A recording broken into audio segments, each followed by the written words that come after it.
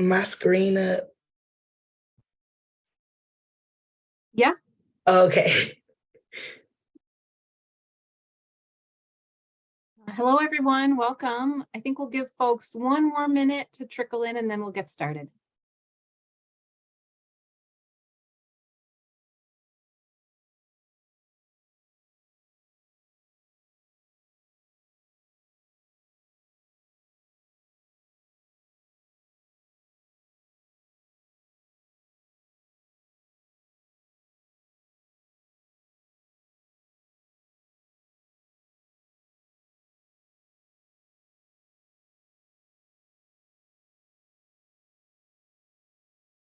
Okay, I think we'll go ahead and get started. Welcome to the Social Workers Confronting Racial Injustice Conference. I'm Angela Willits, and I'm happy you are here for this breakout presentation, Loud N Unchained, Mad Krip Poetry and Care with T.S. Banks. To offer a visual description of myself, I'm a fair-skinned, middle-aged white woman with blue eyes and brown hair. I'm wearing brown glasses and yellow dangly earrings, which are my favorite earrings, and a red and white scarf. This presentation is being recorded and will be available on our conference website at a later date. I'd like to share a land acknowledgement on behalf of the Planning Committee for the Social Workers Confronting Racial Injustice Conference. I ask that you join me in acknowledging that our University of Wisconsin-Madison campus here on the shores of Wangshik-Homikla, or Lake Mendota, resides within the sacred homeland of Ho-Chunk people, a place they call Dajope or Four Lakes. As the reach of the university extends to the far corners of our state, we also respectfully recognize the inherent sovereignty of the 12 First Nations of Wisconsin. Whether you are watching this from the land of these 12 First Nations or you are more distant, we encourage you to learn about the history of the land you are on. As social workers, we have a duty to look critically at the role of our profession and the role our profession has played in the attempted cultural genocide and destruction of Indigenous families, such as was the aim of boarding schools in this state and across this continent. This conference is rooted in critical reflection on our work as social workers. Our goal is to bring clarity about the past, but also to challenge and inspire us all to move into action in our work in communities once the conference is over. We hope this conference provides space for critical reflection, humility, and openness, which will allow us all to reflect, hear, and tell truths, and move toward action and transformation to support Indigenous rights, cultural equity, and racial equity. With acknowledgement and gratitude, we move forward today in our journey. Before I introduce our speaker, a few Zoom info items. To access this presentation, you were required to provide your name and email. This allows us to log our attendees and email you information on CEUs for this presentation. And that email that we send will be distributed at a later date. Your cameras and microphones. We do have a Q&A feature where you can submit questions for T. Please know that due to a possible large number of attendees, we might not be able to get to all the questions that are submitted. And now it's my pleasure to welcome T.S. Banks to the conference. T will be talking today about how he has created Loud N Unchained for Black queer, trans, and disabled creators to create from their lived experiences to combat the harm from medical and psych institutions while forming their own Mad Krip care communities. Mad Krip is a term to recognize disabled body minds, a reclamation of the words for madness and cripple. T will read from his newest chapbook, Split, and lead a few writing prompts. On that note, I'll turn it over to you, T.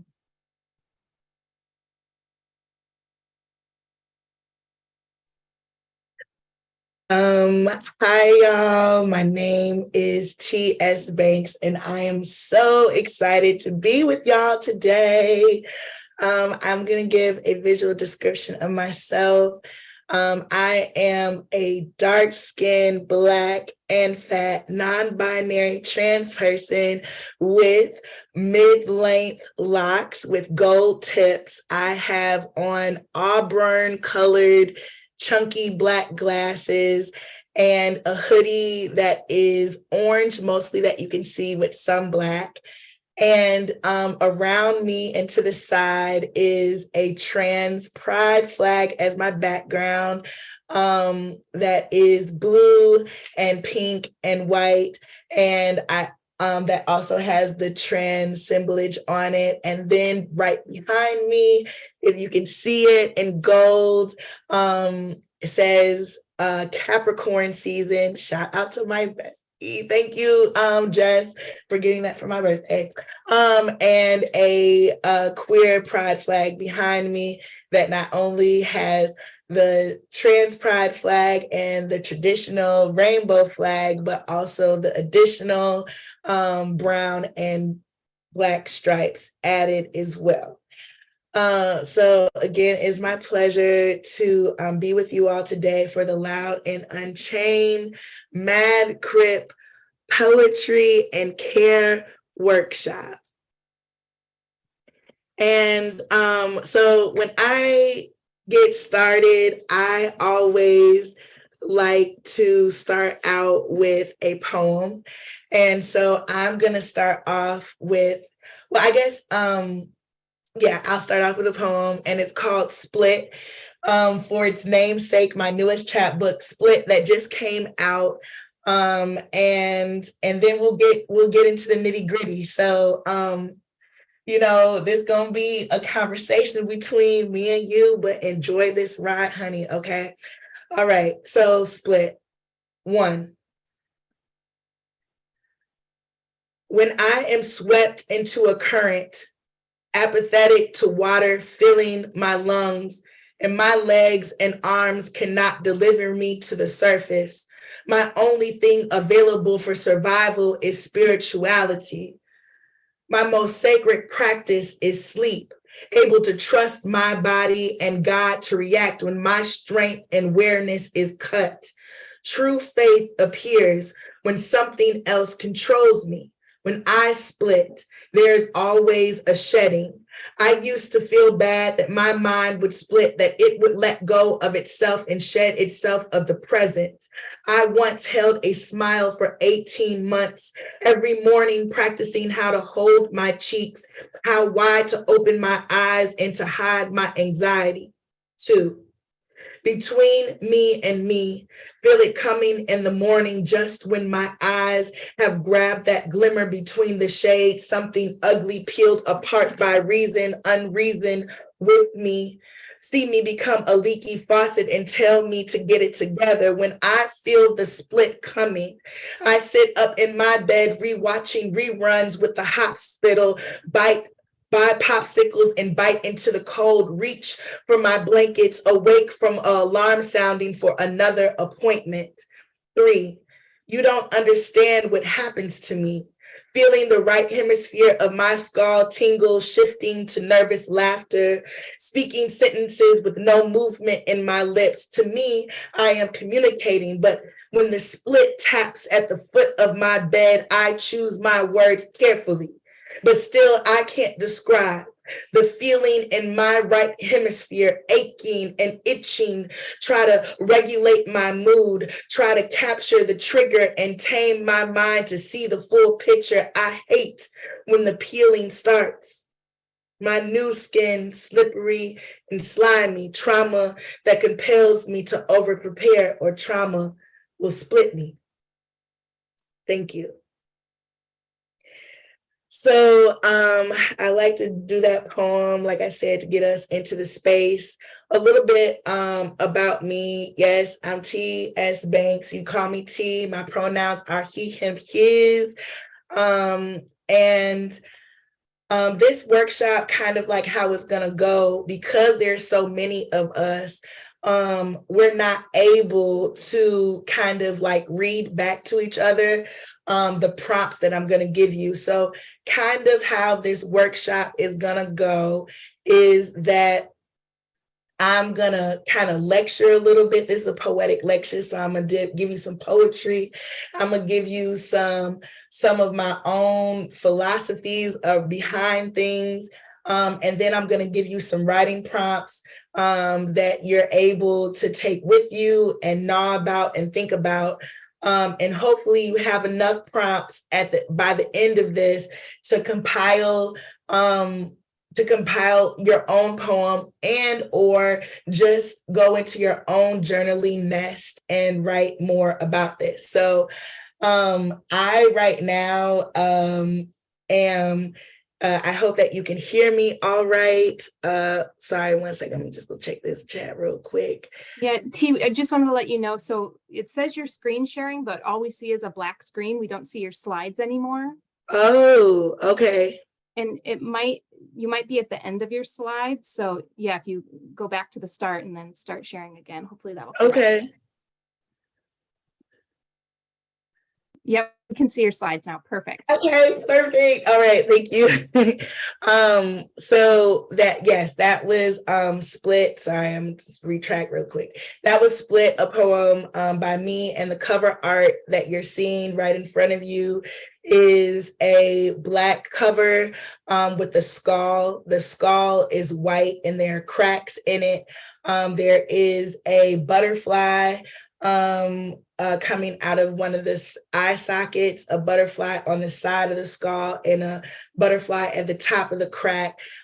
In white letters, they're Split above the art and T.S. Banks underneath it. Shout out to DeQuadre White, who's also an alumni of UW-Madison, as well as the First Wave hip hop ensemble on campus.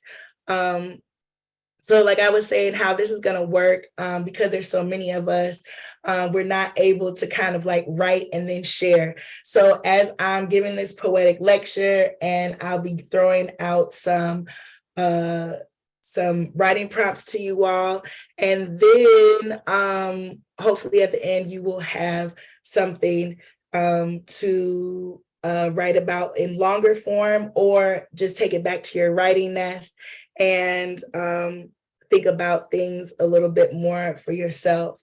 I also want to say that before I go any further, that I want to put some care warnings out there. Some folks might refer to them as content warnings, but as a care warning, I do talk about suicidology. I do talk about self-harm. I talk about violence from psych institutions and wellness practitioners. I talk about institutionalization and psych survivorship.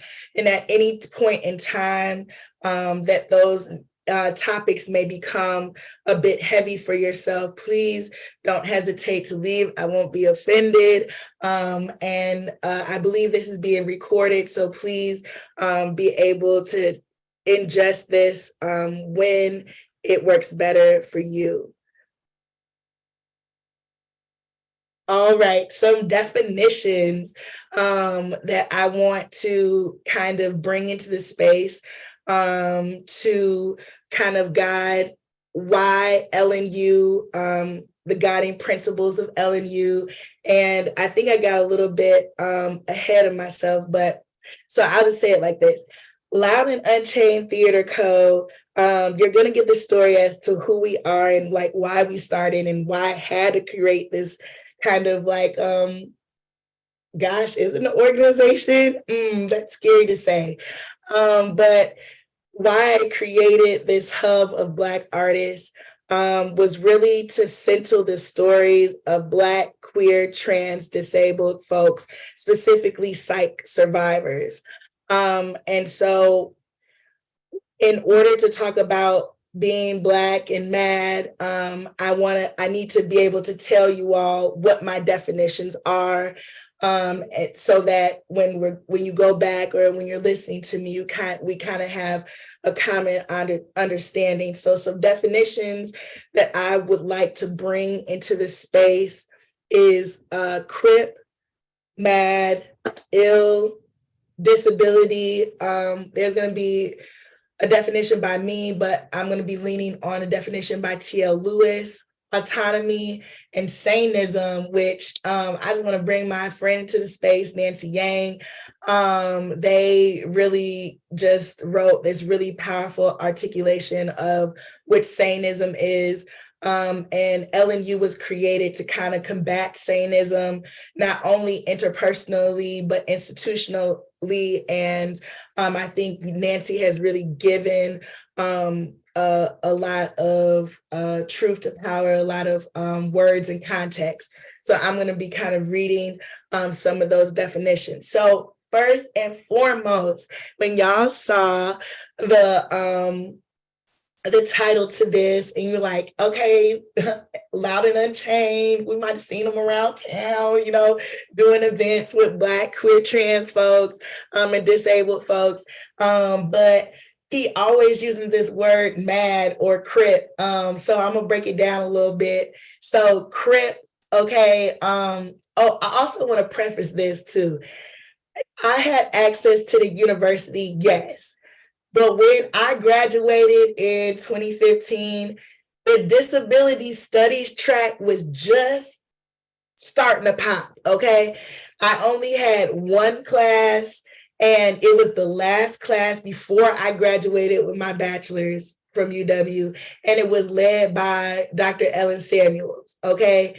And that was kind of like a disability literature track, and that's how I kind of got some words and language for like disability justice. And then I graduated and that was it. So I had some access, but a lot of this is hood politics, you know, and social media and other Crips that I was able to meet during organizing and things. So it's not gonna sound all pretty, but that's what y'all got, okay? So the first definition is Krip. I want to shout out to Leroy Moore, okay, a part of Sins Invalid, who also was very instrumental in giving and structure words to the 10 principles of disability justice. If y'all don't know about Sins Invalid is a disabled art troupe, okay, out of the Bay Area. And they gave us the 10 principles of disability justice. Shout out also to Patty Byrne and the collective there. And so like there's 10 principles. We're gonna go over that in a second. Okay, we're gonna get to that. But when it comes to Krip, I spell Krip Krip like Leroy Moore. Okay. And I spell it like that. Leroy Moore also is the founder and director of Krip Hop, okay? And so he spells Krip or reclamation of crippled Krip so that we do not disrespect, okay? Or, you know what I'm saying, acknowledge that as Black folks, we may share communities with the organizations of the Crips, okay? It's spelled with a C, all right? But when I had access to this institution and was learning about disability justice and disabled identities and Cripness, it was spelled with a C. It wasn't until later after the university I got the language behind Cripness, and now I spell it C/Krip with my hopes to completely, you know, drop the C altogether. But I like to give awareness to my lineage there about like just kind of like two worlds that I'm coming from and like how that word exists for me now. Mad is like in the title, but like a reclamation of the word madness. And so I don't really like saying mentally ill. Like I used to feel empowered by that phrase. I don't feel empowered by that phrase no more. You know what I'm saying? I like madness. And I also like the play off of mad because as a Black queer person that is uses he, him pronouns. I'm fat, I'm tall, it's always, there's always this thing that I'm angry, that I'm mad. And so I really love the reclamation of madness instead of mentally ill, because I feel like culturally it's a bigger significance and holds more parts of me. And also is a direct, I am mad at the state, first off. I'm mad at how they treat me and institutions do. But I also love just how colorful the term madness is as it exists. Ill, when I'm talking about ill, shout out to Nas, okay? Shout out to the Illmatic and the Stillmatic, okay? Nas, like one of my favorite rappers, okay? And like my first chapbook is Call Me Ill. And yeah, so hip hop has a very intrinsic, like it's very in me, inherent. It is T. And so I like to bring those different elements, but obviously ill as an illness. But when I'm talking about the illness and I'm talking about ill, I'm really referring to chronic, right? So, and not just the one that you smoke, okay, but chronic as in this is reoccurring, right? It's not static, okay? And so disability, okay? So T.L. Lewis, shout out to you, really just gave us so many definitions. Like you got to check out T.L. Lewis article on Truth Out, you know what I'm saying? And so I'm gonna be reading some of the stuff as to what T.L. Lewis is saying about disability from there. But for me, disability is exists not only as a way of like physical disabilities, but also invisible disabilities, things that and that disablement is coming from lack of access to, no access of things to live in your full self, but also that my body, mind, spirit works differently than what society says is quote unquote normal. And so we can get into that a little bit later, but I really kind of want to bring in some stuff that T.L. Lewis said about disability. And one thing that they said was that disability is radical because it's fluid, point blank. There are thousands of disabilities and disability communities. Notably, ableism, racism, classism, sexism are alive and well within and across disability communities. Disability can exist due to biology and can be caused by environment, virus, illness, accidents, oppression, deprivation, trauma, violence, climate, and disruption. Some disabilities are readily apparent and some are not. Disability can be fleeting or it can be chronic. I can say that I have lots of different disabilities. If you would consider being a diabetic a disability, then it's there. If you consider what you can see that I'm in a power chair. Well, you can't really see it right now, but I use a power chair because my mobility, I use different mobility aids, right? I used to say that I have like a psychiatric disability, but I really just identify as bipolar. That word really just doesn't offend me. It offends me when people who aren't bipolar like refer to the weather or whatever. They be like, this bipolar. Like, don't do that. Okay. But having that identity, identifying with that clinical definition, it resonates with me. It gives me some sort of power, but it can also be very limiting. Another word that I want to bring up is autonomy. Autonomy is also a part of one of the principles of disability justice by Citizens Valid that's articulated. But in my own definition of autonomy is really the access, ability to be able to determine your own in the purpose of healing, your own journeys and paths to healing, being able to operate and live in the ways that in which empower you and give you the most choice.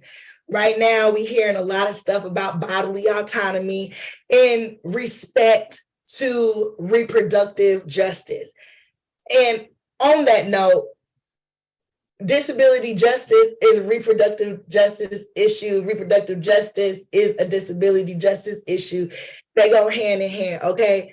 So I just wanted to put that out there. But autonomy, yes, for us to be able to say how we want, but in the terms of disabled folks and their access to healing, being able to get all of the information that is out there, know about all treatments, be able to reject, take what you want, leave the rest, right? So that's what I mean about autonomy.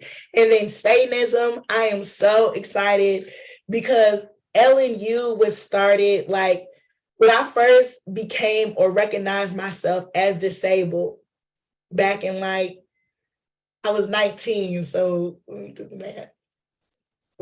2007 is when I was recognizing myself as disabled, that my body mind was not only different, but it was preventing me from not only living the life at that time that I wanted. And I felt like the way that the systems and stuff was interacting with me was preventing me from getting the things that I needed, and including safety, housing, food, all of that stuff, even going on vacation, right? Or even to be able to ride the bus, right?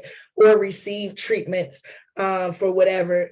And so anyway, Satanism is, I would say that LNU was born out of the need to combat Satanism. And so I'm gonna read a little bit about a definition, a working definition from Nancy Yang. Shout out, friend. I know you on the line, boop, boop.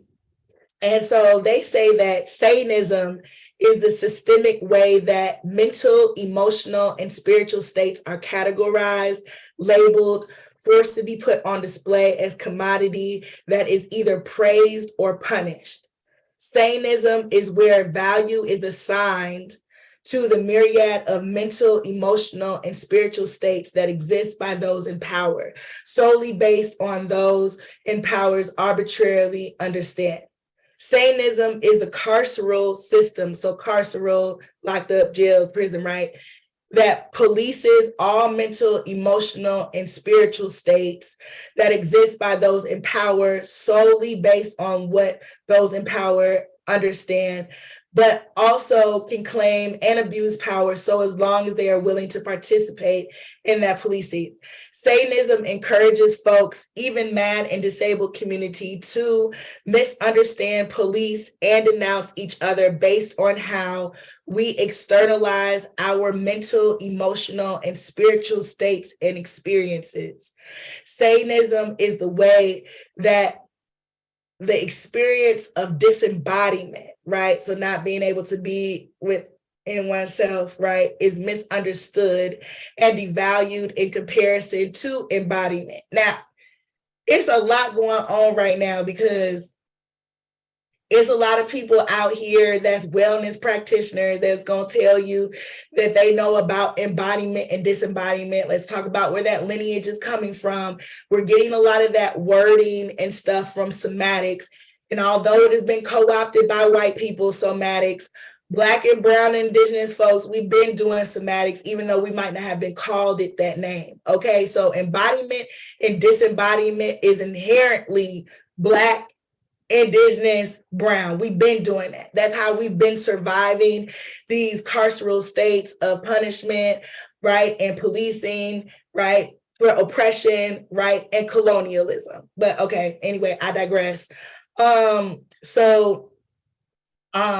Satanism is the way that we experience disembodiment of disembodiment that is misunderstood and devalued in the comparison to embodiment, where spiritual embodiment and otherwise varied relationships to our body minds are feared and therefore punished. Satanism is where indigenous folks of the global majority and their spiritual, emotional practices and ontologies are devalued, pushed to the margins and made to not exist. Satanism is where white supremacy and colonialization claim ownership of the body, mind, spirit, and its mental, emotional, and spiritual states. Okay, Nancy, yes, honey. Okay, because that term in itself is just, so it just encompasses so much. I really thank T.L. Lewis for their working definition of also ableism, and also giving us ways to define disability. And I thank you, Nancy, for also articulating sanism, which is a type of ableism, right? Especially when we refer to folks who are mad, right? And other folks who may or may not have different embodied spiritual experiences that is not understood by the oppressive norm, okay? I want to ask y'all, I told y'all that this is going to kind of operate, right, as, writing prompts, okay, for you to think about things, and I'm going to give you some poetry. So the writing prompt right now for y'all to think about is actually, hold on one second, I see something in that Q&A. What the Q&A say? Yeah, so Tia, question was, can we get a copy of that definition of sanism? Is that something that can be shared with attendees? OMG. I really like that you said that. I think because it was public on the socials, that it can be shared. I can reshare those socials. I can reshare those socials if Nancy is in the chat. If you could please share your socials, so that, okay, yes, it's okay to share. Okay, yes. Can you share your social where people can find you and your literature? Y'all, Nancy is the bomb out here. Okay, they be teaching me all the time. So they're gonna be sharing that, hopefully. And then I have something else to show y'all too. Okay. And we'll be happy to post this on our conference website as well, so people can access it there. Okay, that's cool. Sorry, I'm trying to close the thing so I can see. Okay. All right. So the prompt that I'm gonna give y'all right now is, have you ever felt ill? And yeah, like, have you ever felt ill? This poem that I'm going to read you is called Sometimes When I Feel Ill. This poem is in Call Me Ill chapbook. Call Me Ill, my first chapbook, details when I first got sick with a bipolar disorder that later I got to know as schizophrenia, or a form of schizophrenia, deciding to get help, going to the waiting room, the emergency room, admitted to the psych ward, and then coming home.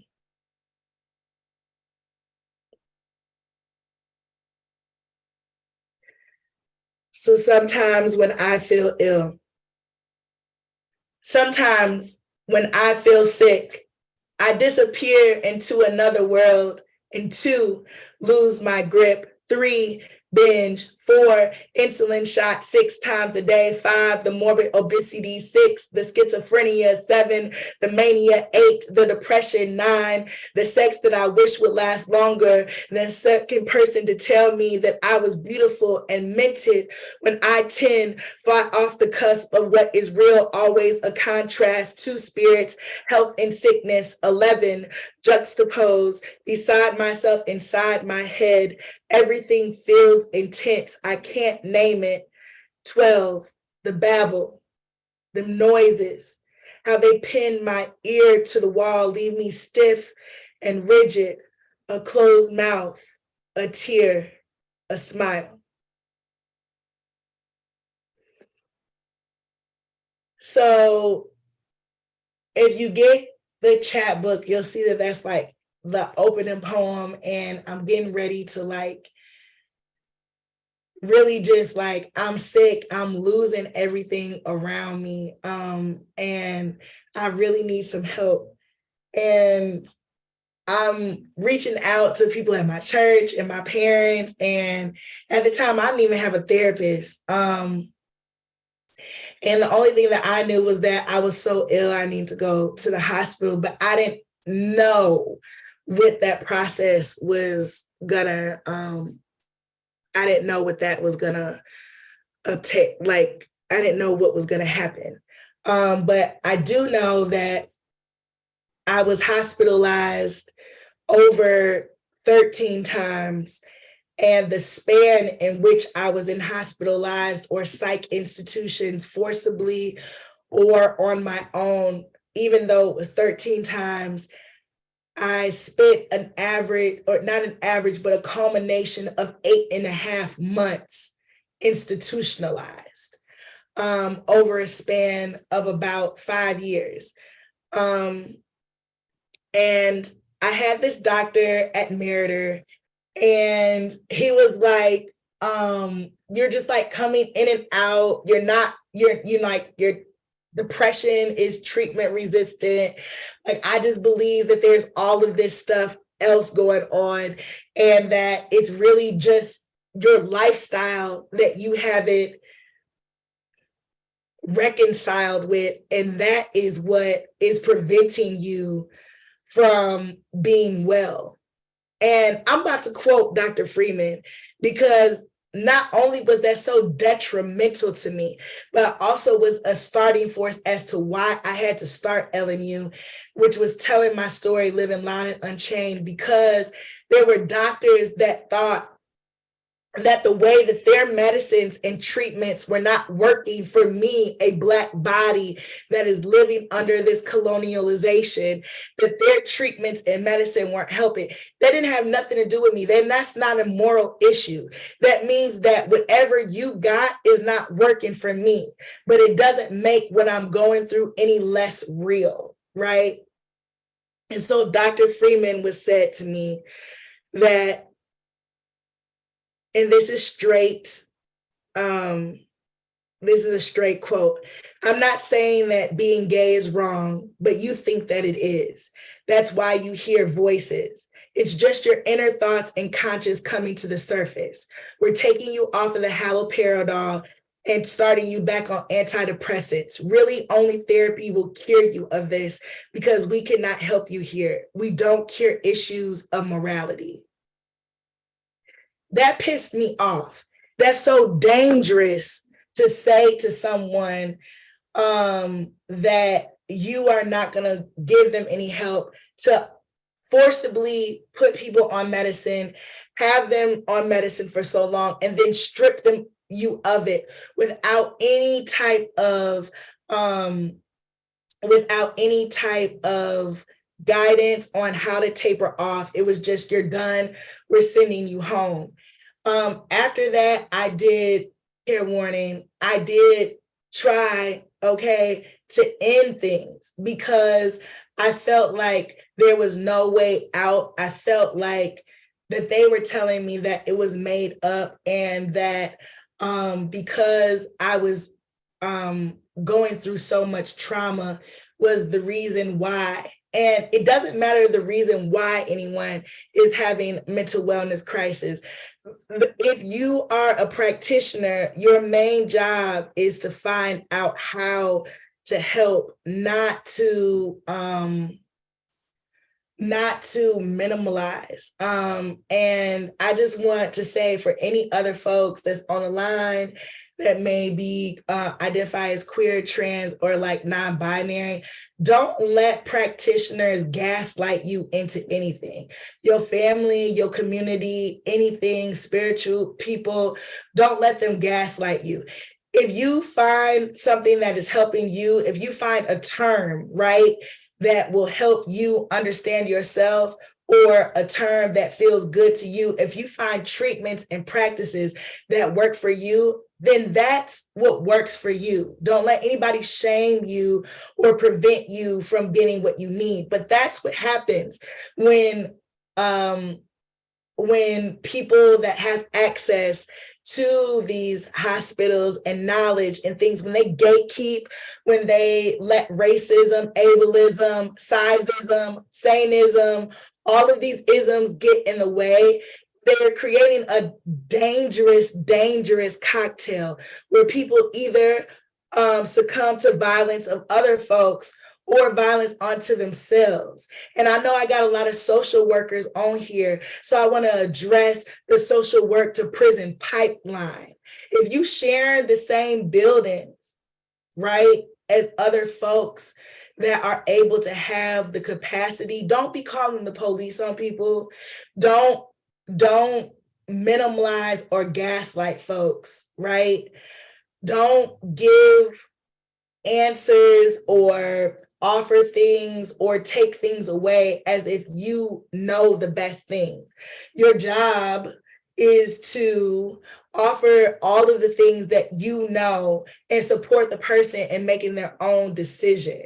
And I think right now there's been a couple articles going around about how folks are dealing with folks that are like homeless, and what they're doing is trying to like forcibly hospitalize people, medicate them, institutionalize them, right?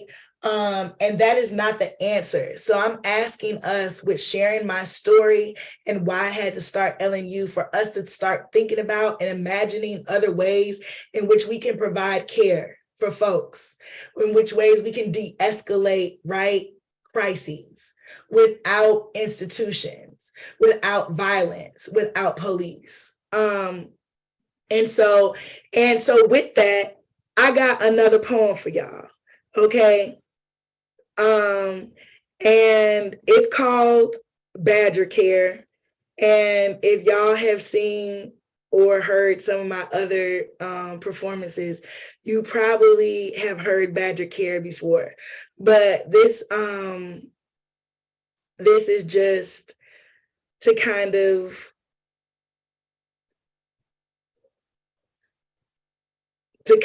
say that when you have the responsibility of providing care, you need to like really do it. So white people want us dead the way that they write us dead, quick to pronounce the time of death, tear out our tissue, examine us without consent, write out the toxicology report, contribute to the CDC statistics on Black bodies, have coffee laughing about how people still dying from lung cancer, asking why they not picking apples from their own backyards to eat. Sometimes I want to hold them doctors' medical charts, prescribe them racist, a murderer, a criminal, randomly drug test them, have their practice taken away, pay out all of the reparations. Their white hands so loosely diagnosing us with no regard for the danger that they put us in, calling the police when therapists share the same building as you. Shame is blood from them Black bodies tinting your cheeks red. So in response to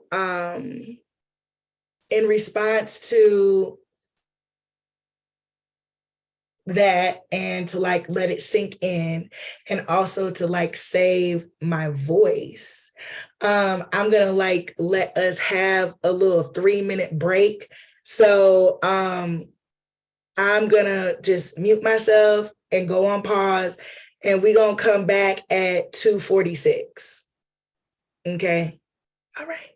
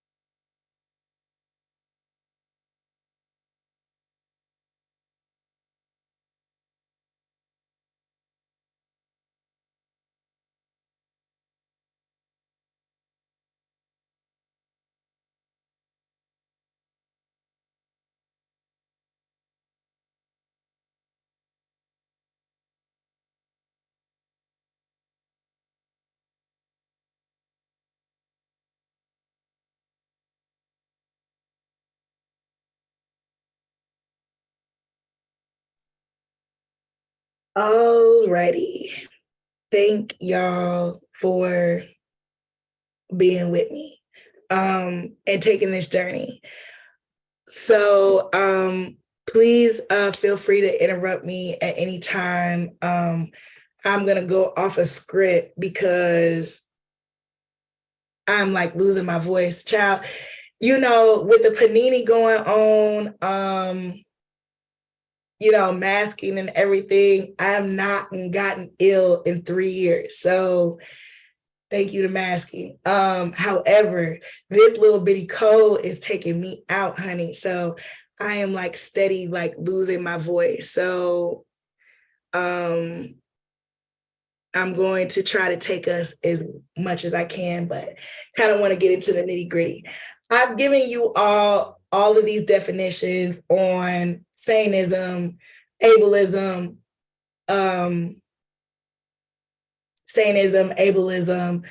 autonomy, and all of those things. But I really want to talk to you all about and why I had to start LNU. And so I'm just going to talk to you all in this conversation and get it popping. There are things that I'm going to give to the committee so that you all can see like the slides and some of the other working definitions that I've been using today. And all of that will be for you all. But let me get to LNU. So Loud N Unchained is first and foremost a theater company, right? As a playwright,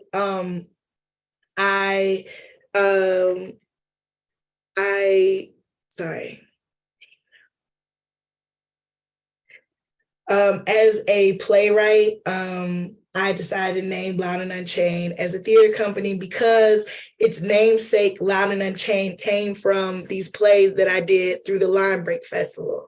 Now, if you know about the Line Break Festival, that is through the First Wave. And when you in First Wave, you get to like write, you know, like kind of like your own one person's or whatever, and then submit it. And then if you get chosen and you get to like this big Line Breaks Festival that happens every year, I think they probably on like the 15th or the 16th one this year, somewhere around there, okay? And it usually is in the spring. And so because I was in and out of the hospital, I came from a very strict Christian like household. We can get to that at a different time. Okay. And so they did not believe in, they was just like, pray everything away. You don't got, you know, depression, you got all of these different things. And so it made me not talk about what was happening. And that was very dangerous for me because So anyway, when I was going through psychoses and mania, I identify with those terms. Other folks that's going through mental wellness crises or things, they may not identify with those terms, but that's the language that I identify with. Thought disorder, all of that, I identify with that. But anyway, when I was going through mania or psychoses, I would record myself. Or I would record what happened afterwards or my interactions that happened either with police or other physicians, right? Other psych institutions, right? And when I would do that, and after I did that, I transcribed a lot of those recordings. And those recordings that I transcribed or poetically transcribed, I put into a play that was also co-written with Rainn Wilson, who was the artistic director at the time for First Wave. And so those were poetically transcribed, put them on stage. And the plays, LNU, the first one, Loud N Unchained, it had a chorus of actors that represented the auditory hallucinations that I would go through.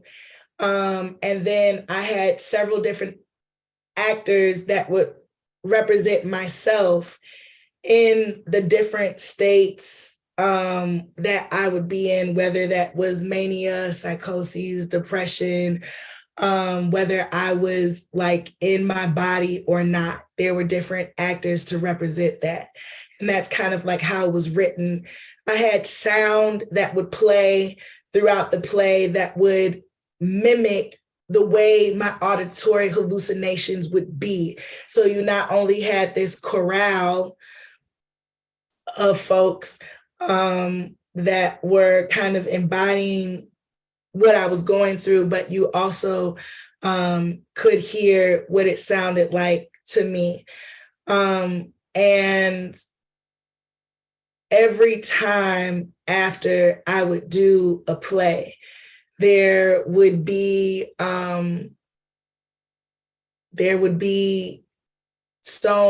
always be a talk back. And after the talk back, it would always literally be like a group therapy session.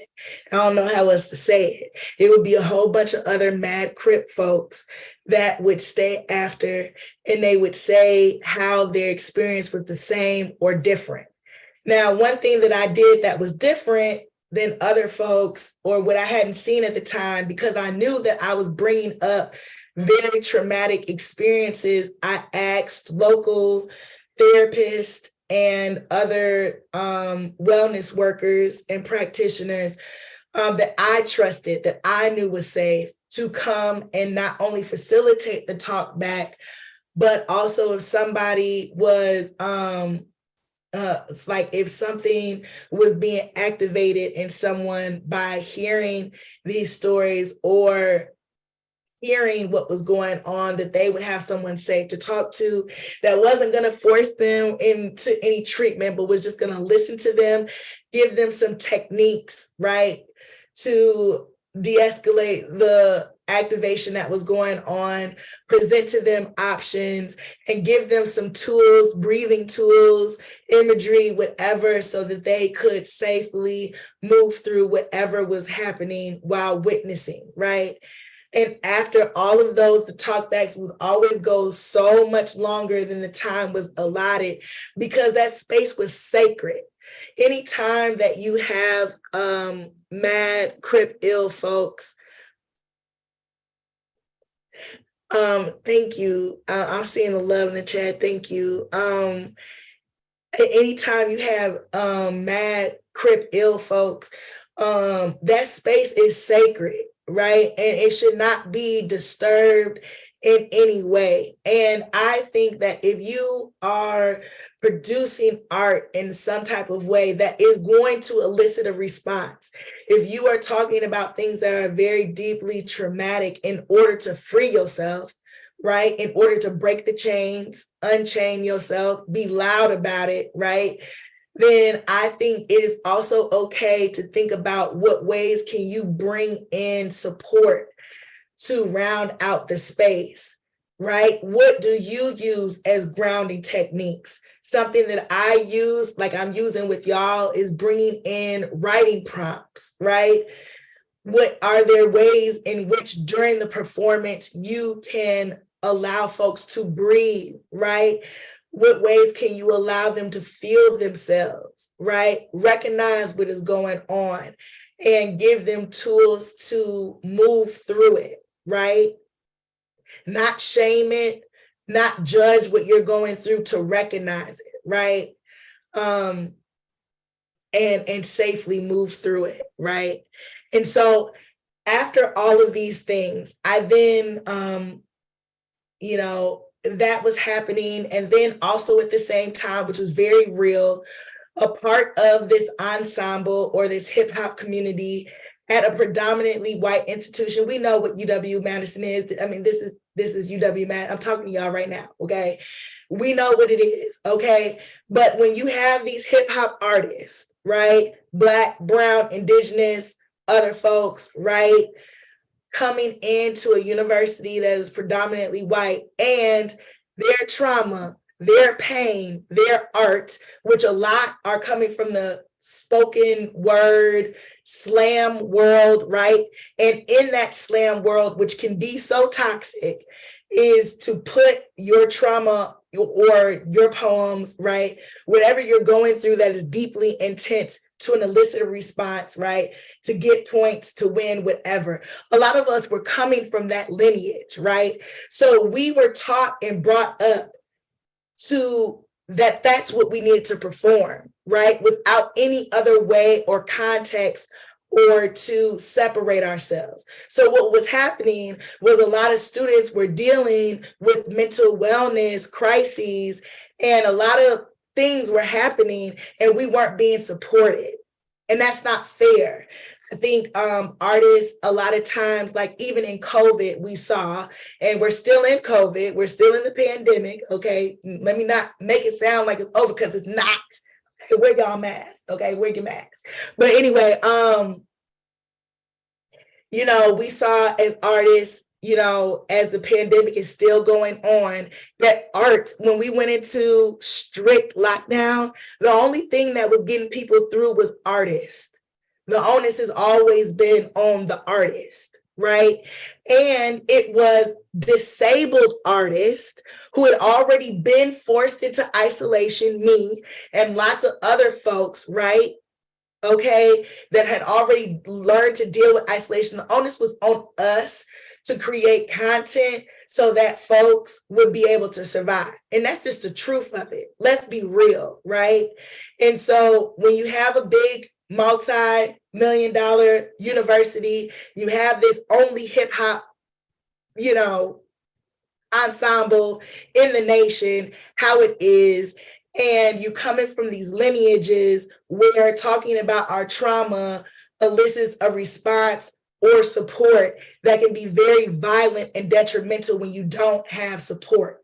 So I decided that I was gonna go talk about being loud and unchained, okay? I was gonna go to the heads of First Wave, and they agreed with me that there needed to be some support to support the artists, right?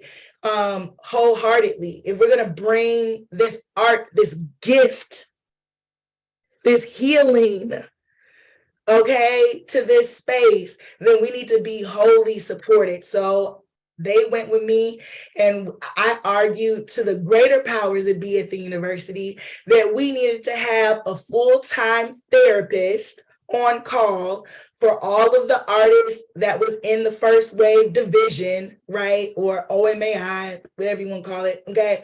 And that there would be a therapist that was available, and that there was a certain amount of allotted spots. I think at the time I argued for at least 12, or enough to cover what was in a cohort, which was usually between 12 and 14 people. And 12 and 14 people across the cohorts that existed at that time would be able to have 12 free therapy sessions from BIPOC therapists that were either being trained or affiliated with the university. We won that, okay? We won. And that's kind of the history and lineage that Loud N Unchained grows out of, always saying that our mental wellness comes first, that whatever we need to survive, that's what those safety and supports that need to be in place. And so that's kind of like the history and the lineage of LNU. So speed it up, graduated, right? Okay. So now I have these plays. Now there are other people that are writing me, that are telling me, you know, their stories. I'm advocating for other folks, right? Protesting for folks whose lives have been taken because they were going through mental wellness crises that were not de-escalated by the police, okay? And the name I'm gonna bring up is Tony Robinson, okay? 19-year-old shot by police officer Matt Kinney, okay, who was going through a mental wellness crisis. Person was called, he was shot, okay? And the last shot was point blank range, okay? And that was based off of a wellness check, okay? And then other person in Milwaukee was Dontre Hamilton, okay? Who was also, life was taken, going through a mental wellness crisis. And we know all of these stories, right, in which folks' lives are taken by police when they are going, when situations are escalated, or the police escalate situations because they should not be handling folks that are in crises. When someone's going through a crisis, you need to be calling their family, you need to be calling their friends, you need to be calling people without weapons to come in and de-escalate. So I was being loud about that. And I wanted to break these chains of not only stigma, but of over-policing of our body, spirit, minds, right? Right? Okay. And so it just came to the point where LNU just had to, Loud N Unchained had to exist. It had to exist outside of other white and queer organizations, other Black organizations that also may have been queer and trans at the time. LNU is different because it's the only Black, queer, trans, disabled-led organization in Madison right now, and arguably in Wisconsin, just in generally, that believes in abolition, that we are made up of abolition, that we do de-escalation, crisis intervention, we provide trainings, but it is from the lens of being Black and queer and trans and disabled, and that's important. No matter what words you may put on it, or what you may describe as, or your definitions of queer, trans, or disabled, is a collective of folks that believe that in order to provide trauma-informed care, that it needs to come from the folks who have been the most marginalized and the most oppressed, right? Ooh, I had to just get that on my chest because I believe that the way that we are providing care, especially as a lot of people as professional caregivers, right? Or folks that are wellness practitioners, are really coming from these colonized ways where it leaves no room for empathy. It leaves no room for accessing or solving problems outside of major institutions, like, or the police. And that's dangerous. And we see where that's got us. It's getting us lives lost, hundreds of lives lost every year, just in the United States alone, right? So LNU exists as it does today to make space for Black, queer, trans, and disabled artists to ask questions, for us to build new worlds, for us to ask each other, what is care? What do we need for care? What is autonomy? How do we define our own autonomy? You know, what are our own systems of healing? What is divinity for us? Understanding that we are divine, right? And the ways in which our body, mind, spirits exist are divine, just the way that they are, just the way that they are. And so today, LNU exists as, like I said, a collective of abolitionists and playwrights and poets that believe in expressing our full selves and our whole selves through different mediums of art, to ask questions of care, to debunk, to abolish ableism and saneism. And we give ableism one-on-one workshops, disability justice one-on-one workshops. We do crisis intervention and de-escalation.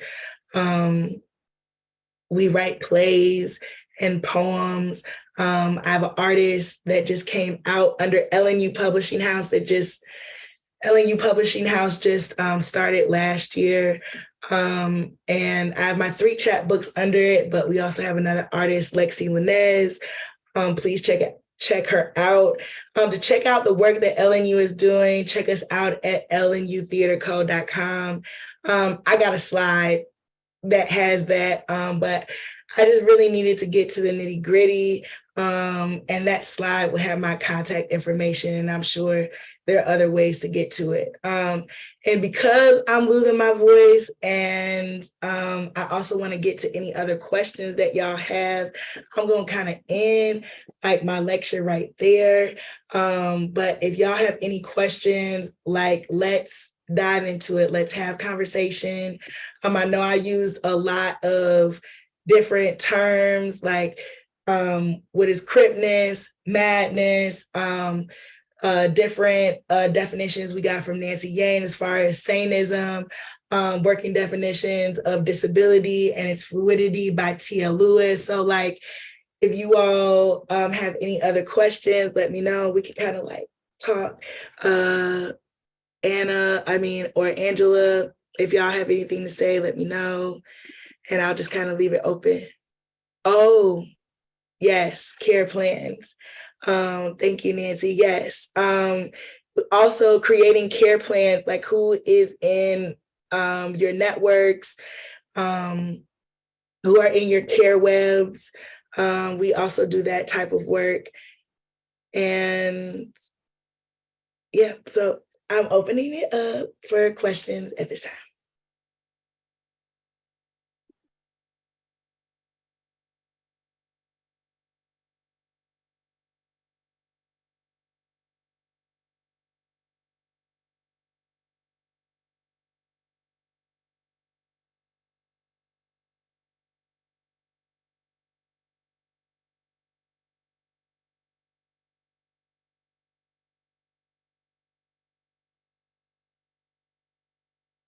Oh, you're welcome, Rachel. Do you have any prompts for children who might be struggling to communicate how they feel? Yes, I actually have a lot of prompts that are, sorry, I have a lot of prompts that are on the slides that will be uploaded. And I think that those will be helpful. Also, if you go to LNUtheaterco.com, I have a place like during National Poetry Month, which is April, that I have a whole bunch of lists of prompts that I've uploaded for years to come, and you can pull from those prompts that would also help, especially for children to explore how they're feeling. And really cool prompts. There's also like directions on there and ways on how you can teach that or lead them in that. Do you have any prompt suggestions for people to write, reflect about being new to their disability? Yes. So I have a prompt that's called just like bone, ligaments, tissue, bones, ligament, tissue, mind, spirit. That's one. And then I can make some more. And I think I might also be a prompt on there when people are new to disability. So I was new to this term of like disability doula. Okay. Shout out to Care Work. Shout out to Leah. So like disability doulaship, I think that's also the space in which LNU like existed, because I think when you realize that like your body, spirit, mind might be like disabled, it's like really kind of scary, right? And I feel like in that sense,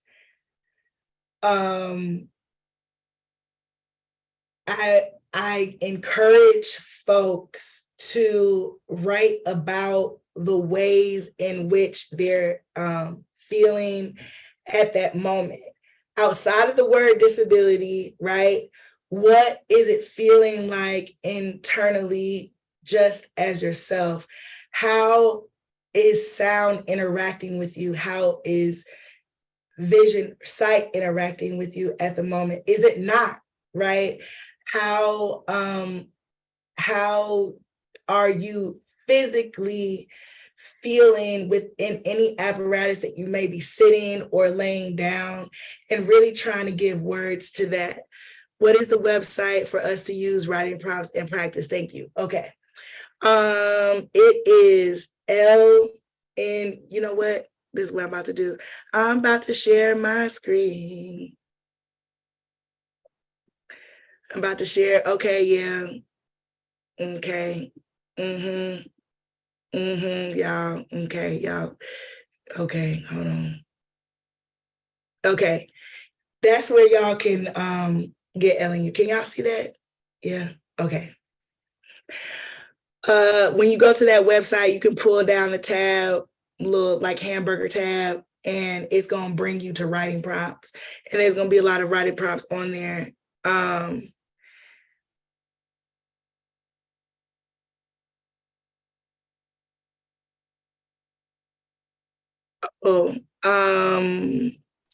Would love to hear the last poem you read again, if you were able to digest it some more and sit with it again. No worries if not.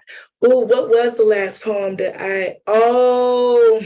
that was from Left, and that was Badger Care. I probably won't do that again because I have to, but there is a poem, there's two poems that I probably do want to bring into the space. What have been some of your moments of joy with LNU? My biggest moment of joy with LNU was like back in 2021. I started this disability care group called Unchained, and that's where I met that's where I met you, Nancy. But also I met like a whole bunch of other like Krip folks. And I would say that that was a big joy. I would say that the big joy was, even though my plays have been very hard and my books have been like, I tell y'all, I read that sad boy poetry, and there's no shame in my game. That's just like how I do it, right? But those have been a joy for me. Like releasing every chapbook has been extreme joy. Every talk back is extreme joy. Every message that I get when folks say they have read or like take it in my stuff and they resonate with it, like that, that really make me feel some type of way, like happy.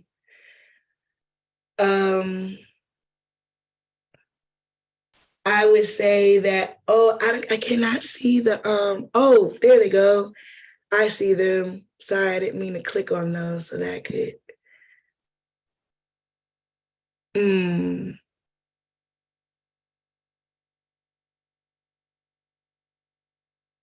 I'm just looking over some of these questions, y'all. Make sure I didn't forget any.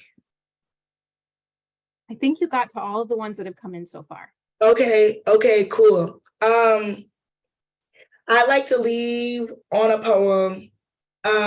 And this poem, I didn't really get into I got into a little bit about like how the church, it was like really like, oh, that you're like not necessarily like worthy of like how you exist in the world. And so I just wanted to bring this back in, that spirituality for me, no matter what the lineage is, like spirituality in general for me has been a saving grace for me, as far as me to redefine my own divinity, for me to find my own self. And for me to know that who I am is worthy just to exist in the world. If I didn't write poetry, if I didn't do a thing, if I didn't teach, if I didn't do anything, me just existing is enough, and is worthy. So I want to read this poem. And it's from Split, my newest chapbook. And I just think that it is a way, I just love it. Okay. I just love it. Actually, I'm going to read a poem called 3 a.m. with Pain, 3 a.m. Convo with Pain, because like I said, LNU exists because the artists, art is what saved my life. And it continues to save my life. And I hope that LNU as exists, being Loud N Unchained about the intersections in which we exist and the oppressions that are in this world, and us talking out about it will fix those, will get us to dream in new ways. So this is the last poem in Split and also of this title, and it's called 3 a.m. Convo with Pain. Thank y'all for joining on this, and my contact info is right there, but this is called 3 a.m. Convo with Pain.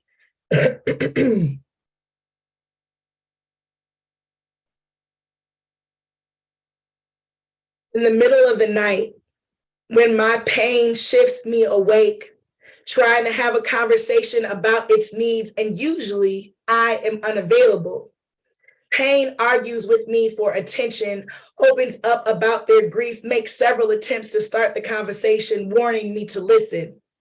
In the middle of the night, my pain shifts the conversation, my needs unavailable, awake, and usually opens up about their grief. Pain has written a lamentation for every fourth watch that they are awake, witnessing a spiritual awakening, scribbling their interpretation through my receptors. I don't want to be susceptible, but my body just responds every time there is a request. Every night we end up arguing, rainbow cascades the way the sound overlays my eardrum, a rattle that gets trapped between my ear and throat, melodious around my rib cage, feel my body quake with the 808, a piece inside me starts to develop. At 3 a.m., nothing pretty comes on the keyboard, strokes labored, sentences that repeat, couplets with the same rhyme pattern, obsessing over the time when the music is in my headphones, makes me uncomfortable amidst the pain, and I am blessed. Blessed be the ministers of music. Blessed be the engineers. Blessed be the producers. Their prayer beats a rest for the pain weary. Blessed be the mind who thought up this healing. Bless the writer who understood desperation at 3 a.m. in the morning. Blessed be the artist. I hope that y'all were blessed by this presentation, and thank you for coming and discovering how LNU came to be. I'm T.S. Banks. Check out me at LNUtheaterco.com, and I hope to hear from you soon. Thank you. Thank you so much, T. Many, many thanks to you for sharing your time, your expertise, your passion, your joy with us today. Thank you to everyone who attended today for being a part of this event and for your commitment to and efforts to confront racial and disability injustice. Please watch for an email with a link to complete an evaluation on today's presentation, and watch for a separate email regarding CEUs for those of you that requested them when you registered. And we hope to see you next week, February 3rd, for day 2 of this conference. Thank you all. Take care.